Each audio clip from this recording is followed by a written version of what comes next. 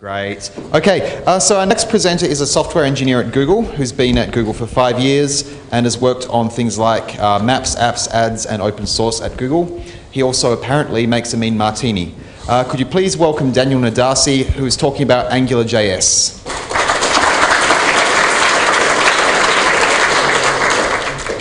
Okay, hi everyone. I'm Daniel Nadasi. Oh, there we go. Okay. Chris has given me a bit of an intro. I don't have too much to say aside from that. I work nowadays mostly kind of split between a bit of front-end stuff and a bit of back-end stuff, which is pretty common for Google. And as part of that, in the last 5 years, I've encountered a fair number of different web development technologies and so on, many of which are sort of unique to Google in some sense. AngularJS is a bit of a new one. It was released V1 June last year, though it was open source for a bit before that. And so I wanted to give a bit of an idea of, the latest trends in web technologies and sort of the web development ecosystem, and then also just say a bit about AngularJS, the niche it fills, what it's good for, and why I'm excited about it.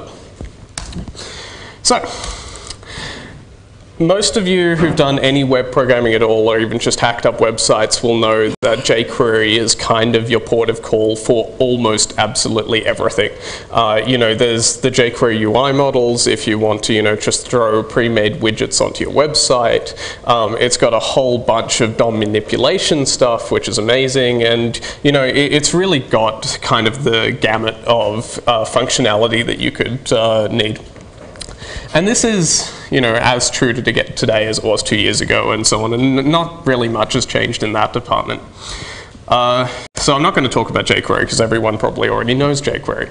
The next thing is mobile is absolutely huge. Like anyone who's been paying attention to the internet over the last few years has seen that mobile is kind of growing at this exponential pace. Now, at Google, I work on business products, so we've got a slightly different focus, and most of my work is not done on mobile.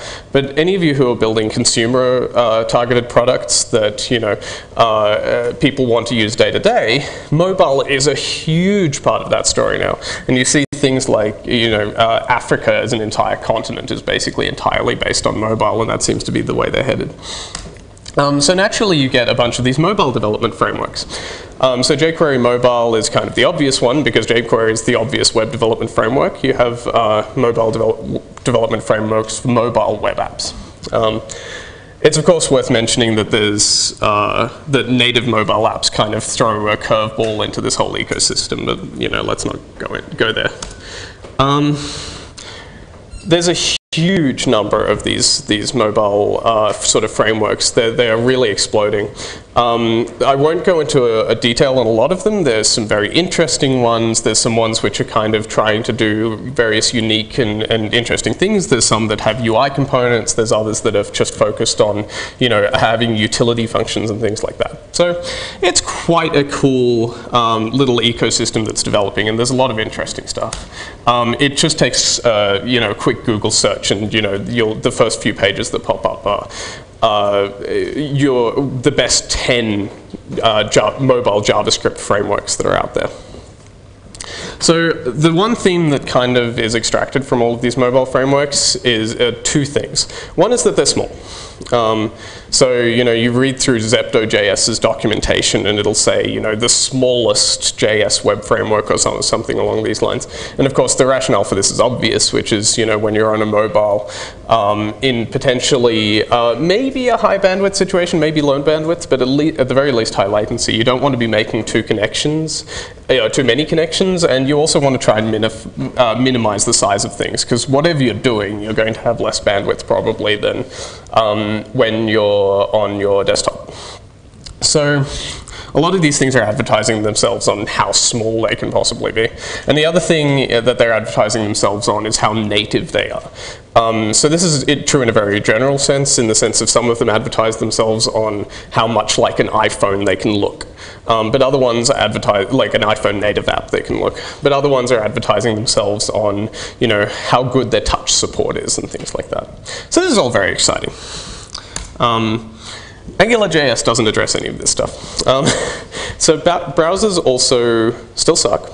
And part of the historical scene of web development frameworks is to cover up cross-browser problems.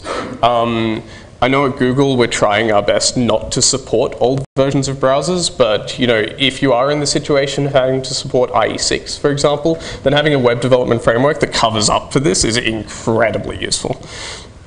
And the other thing is, and this is really where AngularJS comes in, a little bit to do with the cross-browser support, is that the frameworks that you're dealing with are progressively becoming more and more ambitious. So we don't really we still have all of these libraries, and to an extent this is what the niche that jQuery fills, that kind of give you this toolbox of things that you can use to build a website, like a UI widget or a util that does something nice or saves you some code.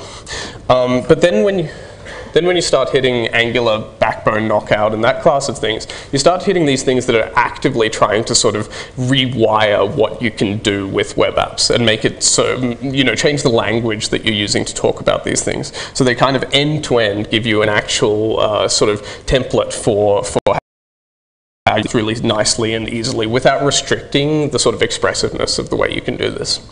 Backbone and Knockout are both very interesting in their own right, but I have to pick one, and ultimately I'm going to pick the one that's developed at Google, so this is where we come in. Oh, and one special mention, I love _JS. If you haven't used _JS, I know there was a talk on functional programming earlier today, which was really interesting. So if you're looking for JS support for this kind of functional constructs, _ is this great little library that adds all of these different things into JS, so you can sort of make all of these functional operations without having to think about it too hard. It's a really nice little library.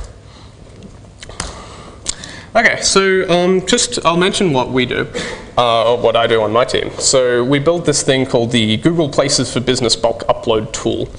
This is in amongst a few other things that the team does, but we sort of build this application for large businesses to upload like a large number of locations. Say you're McDonald's, you want your locations to appear on a map, you upload a spreadsheet containing a bunch of stuff, we tell you that half of it's invalid, and you can fix stuff in the browser. So it's a pretty typical example of something that's not trying to change the world. Like it's not your Google Maps or your sort of you're very, or maybe Google Docs, you're very involved web apps that require a lot of kind of hardcore wiring under the hood. It's just an example of kind of a meat and potatoes, like normal web app that you just want to throw together as quickly as possible and have quick feature changes and so on. I'll skip the demo in the interest of time. And so why AngularJS? Well, actually, I won't start by talking about why we used AngularJS in the first place. I'll start talking about why we wanted to abandon the previous solution, which was Gwt. And Gwt is another Google technology, as you may know. I have no shame in admitting, this is my personal opinion, not the opinion of my company, that I hate Gwt. It's absolutely just shockingly frustrating to work with on a day-to-day basis, at least in the context I was dealing with it, which is a large legacy system that had loads of dependencies, very complicated build structure, and so on and so forth. So we wanted something new, we wanted something really, really fast to iterate on. And AngularJS kind of gave us the sales pitch, which was, well, okay, write AngularJS, and we will give you declarative in some sense. Basically, you will be able to write what you want, and Angular will do the right thing. And like, well, okay, that's probably too good to be true. And given that we started using Angular before V1, it was true. Angular before V1 was a little unpleasant. Is there anyone here who used Angular pre-V1? No, okay, so it was not fun. But basically the intent is, if you want a Hello World program, if you want a Hello World web app, you can just write Hello World. As you start to introduce, functionality on click and so on and so forth, you get, well, the typical way of approaching this is by, having some part of your business logic that attaches all of the event handlers from this part to that part, and so, maybe you set up your own event system, and there's a lot of wiring code and this sort of stuff that's absolutely horrible. So Angular's idea is, okay, well, how much of this can we remove? Let's just see how we go on time. So, okay, I'll just start talking. We'll see how far I can get. I guess Chris will kind of catch me up when I run out of time. But I want to give you a few examples of what this means in practice by using actual examples of Angular. Now, I've pulled these directly from the AngularJS like main tutorial on the website. So if you are interested in using AngularJS after this, you can just hop onto the website and see exactly the stuff I've been talking about with a bit more context. You can run it in the browser and actually play with it. So, this is how you get started with Angular. We've got a ng app. Can everyone see my cursor? Yeah, okay. So we've got an ng app thing here, and we've got a script which imports angular.min.js. So angular.min.js is just the script which does the thing. When the script attaches a onload handler so that when the page is finished loading, it finds the element which says ng app, and then it runs through the page, and basically it looks for Angular declarations and things like this and acts on them in whatever way is appropriate. So this is kind of its bootstrap, which lets it, perform really deep kind of operations directly on the HTML. And so you see a couple of examples of this in the page I've got supplied. So you see this ng model. ng model basically says, okay, well, take the value of this thing and throw it into a variable. Now, the variable is available in JavaScript. We'll get to that in a second. But basically what we've done here with ng model equals your name, and then we're saying assign this thing to a hidden variable called your name, and then display it in this other thing. And all of a sudden, so you can see in the top right, I've got the application and what it would look like. As you type in the text box, Angular picks up on this and changes the value of the header that's sitting below it. Now it's got kind of this eval loop that's running in the background. And so basically every time you change the text box, Angular will pick up on this and update its internal state and then update the header. So all of a sudden you've got something which would normally have required hooking up at least a couple of event handlers in order to do properly. And you've got it without even going into JavaScript. So I haven't written a single piece of JavaScript yet. Angular just has hooked up all of the event handling for us. So that's really cool. So let's go to a more complex case. So obviously you want to hook up like deeper JavaScript in the deeper JavaScript logic. So what can we do? Okay, well, let's introduce this idea of a controller. Now, how many of you are familiar with the idea of an MVC pattern? Yeah, okay, almost everyone. So Angular uses a form of MVC pattern. Every web framework that claims to use an MVC pattern has a slightly different version of it, which is unfortunate. But here we go. So some of this is familiar. ng controller basically says, okay, well, I've got this JavaScript thing that has my business logic, and I want to hook this business logic into parts of my DOM. And then at various points, so you can see this remaining block, we'll call these named functions that are exposed by our controller. Now, we don't need to set up any event handlers. Angular just says, oh, okay, well, remaining is declared on the controller and calls into it accordingly. So you can see various things there. There's todos.length. So todos, again, would be a data object that's defined on the controller. And then there's a few other interesting Angular sort of, I guess, syntactic sugar. So ngClick is where you start to see this kind of declarative event handling model. So ngClick equals archive says, okay, well, I don't want to hook up the event handler here. I just want to say what my behavior should be. So call archive whenever this thing is clicked. Under the hood, what it's doing, of course, is just doing your usual onClick equals call this function behavior that you've all done millions of times. And the other interesting one is this ng repeat. So ng repeat equals to do and to do's. So to do and to do's is just a little thing which says, well, so it's a for each loop. Except it's a for each loop which expands your DOM. So when you see an ng repeat, you will loop over this set of objects. So to do's is an object on your controller. you loop over the set of objects, and for each one of those, you produce one DOM element. So where we've got li ng repeat, we get one list item for each item in to-dos. So all of a sudden, if you look up to the top right, you get a very basic to-do list app which updates as you change things. So if you if you add a new to-do and click add, under the hood, all you have to do is append it to the to-dos list, and this will add it in the DOM without you having to do the back and forth event handling that you've all done millions of times before. So looking at, we get this $scope object. Now the $scope, if we have time, I'll get into a little bit more detail about it. It's probably the hairiest thing about learning Angular. Basically, it's a reference to kind of the data objects that you're allowed to manipulate. It's in some sense, it's your model. The deeper thing about Angular is it's deeply tied to the DOM. So if we go back, and you see ng controller equals to do control, in some very direct sense, the scope represents this div. So you're passed in a reference to the scope. And here you see we actually construct the to-dos object with the initial things to do. And you see functions that manipulate the to-dos object. So scope.todos.push. Now, the interesting thing is that at no point have we said, oh, now that I've pushed a new value onto the to-dos stack, update the view. And nowhere have we actually done the sort of formal event hookup aside from declaring it in our DOM. So you kind of get this eval cycle completely for free. Are people kind of happy with that? Okay, I'll take questions afterwards at any rate. Hang on. There we go.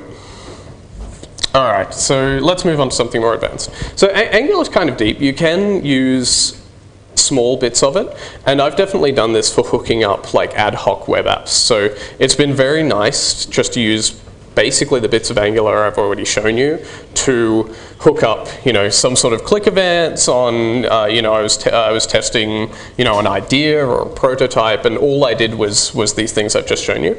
Angular also has a bunch of other things that kind of provide similar functionality to the sort of things you'd get from jQuery and so on. And in addition, kind of flesh out this whole web development ecosystem. One of the really appealing parts is the ability to define your own widgets in a really seamless way.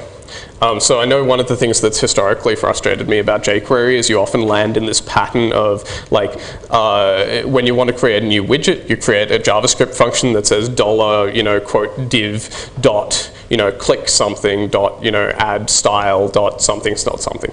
And it's readable enough, but it's not declarative, and it kind of leaves you with this kind of ad hoc mess of things that's actually quite hard to test in a good way.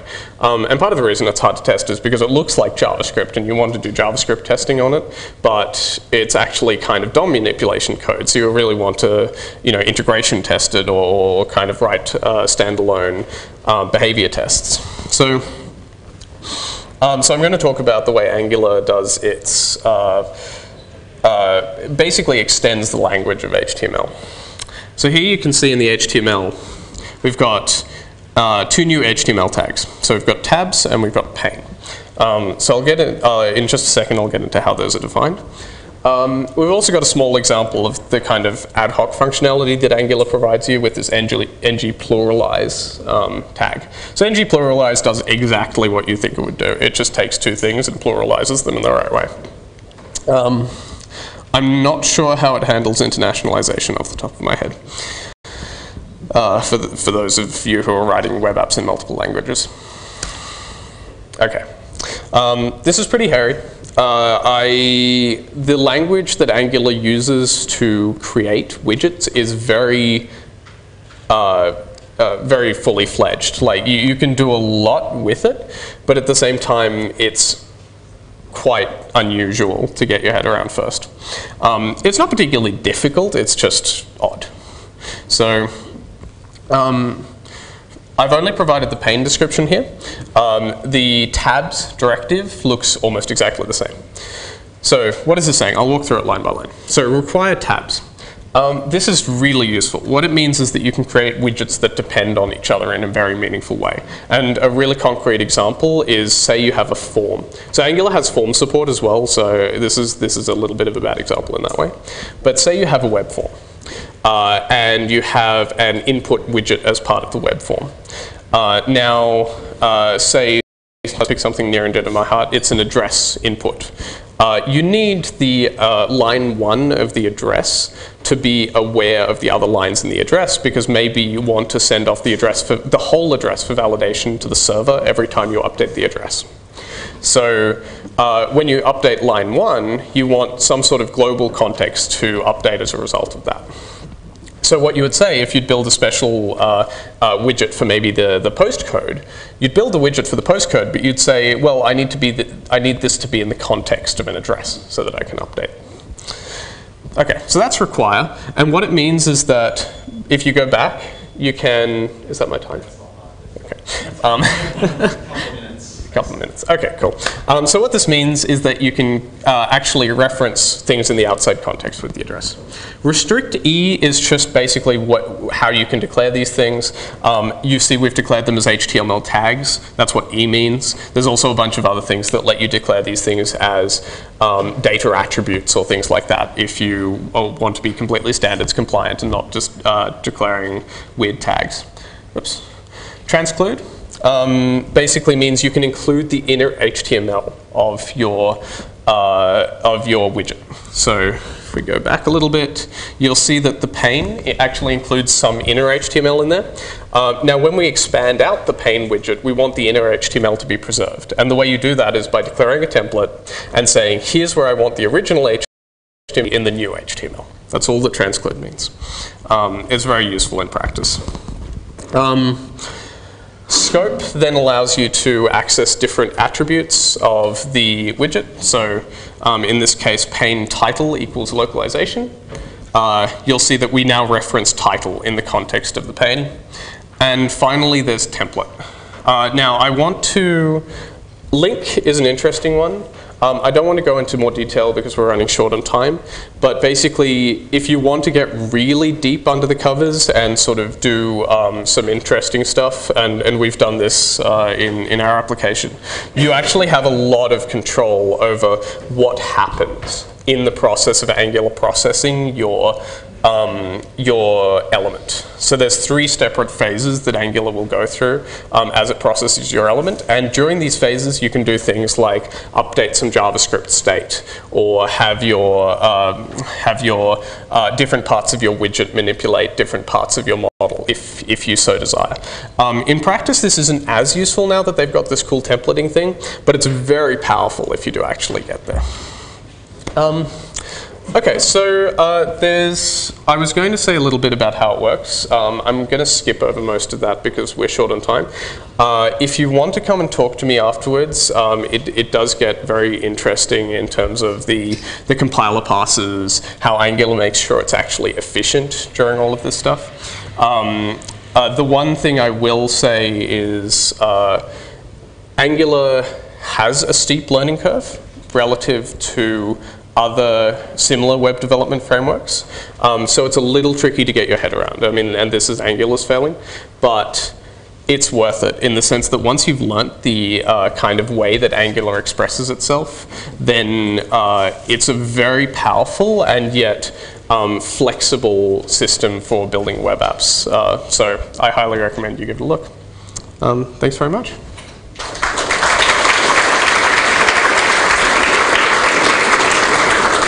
So we do have some time for questions, but we've got 7 minutes till the next presentation. So if, like, in a couple of minutes you can swap laptops over, that'd be great. Are there any questions for Daniel on Angular?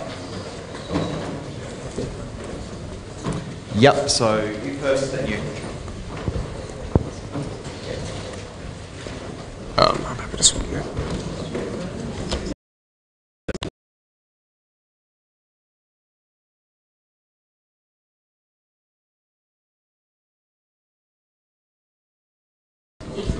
Yep. What questions Just wanted to ask if there are any projects in particular you wanted to call out that are actually using Angular?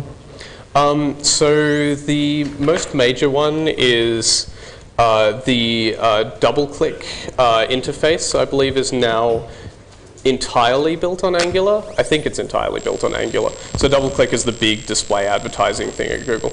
Angular is still fairly new, but there's more and more stuff coming out every day. But the double-click one is probably the biggest and most notorious one. Can you do the very quick, like 30 seconds? How does it, and / when does it actually run all that code to update? Okay, so so Angular basically during its initial compiler pass, it finds the elements which it's interested in some sense. So, I've put my slides away, I'm sorry. So each element it's interested in will trigger an update to Angular's model under the hood. So in some sense, Angular during its initial compiler pass kind of hooks in these event handlers for you. So that's how it gets the sort of on-click behavior hooked up. And then for the model update behavior, it's a little interesting. There's a few ways of doing it depending on how involved you're getting. For basic model stuff, like what I've just shown you, Angular basically, every time there's a meaningful update, it re-evals everything and then spits it back in, which is, to me, at first, sounded incredibly naive. But it turns out it works really well in practice, which surprised me a lot. The downside is in browsers which don't have a good JS engine, specifically IE7 and before, Angular underperforms. Are there any other questions for Daniel? Yep, so you, then you.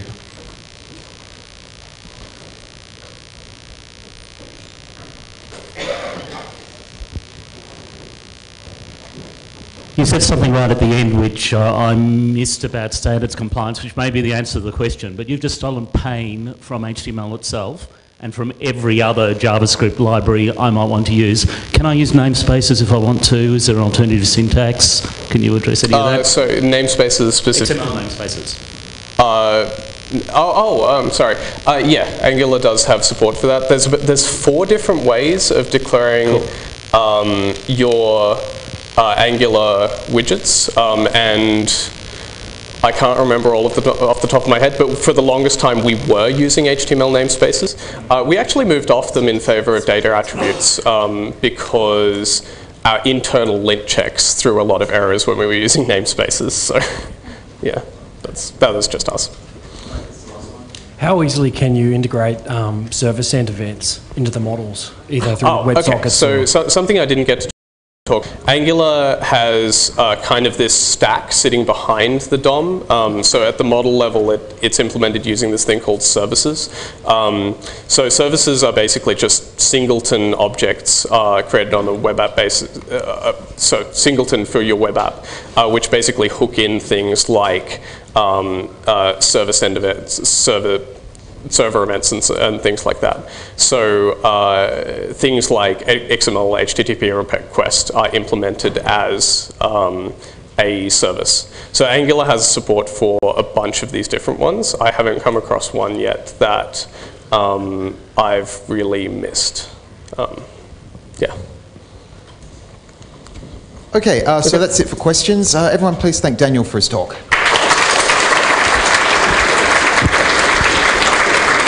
Okay.